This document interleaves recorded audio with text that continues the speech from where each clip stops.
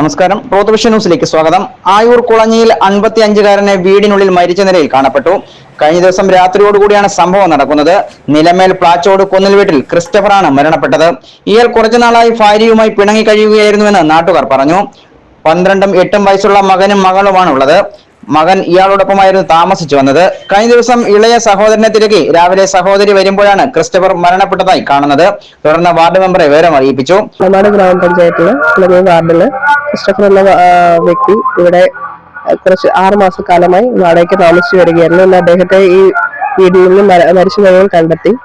അദ്ദേഹത്തിന്റെ മകനുമായിരുന്നു ഇവിടെ താമസിച്ചുകൊണ്ടിരുന്നത്. ഭാര്യയുമായി പിരിഞ്ഞ് കഴിഞ്ഞ് ഇരിക്കുകയായിരുന്നു.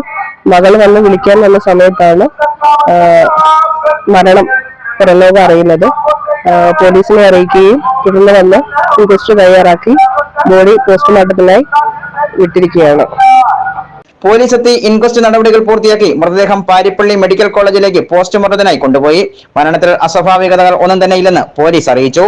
Ruth Vision News, Ayur.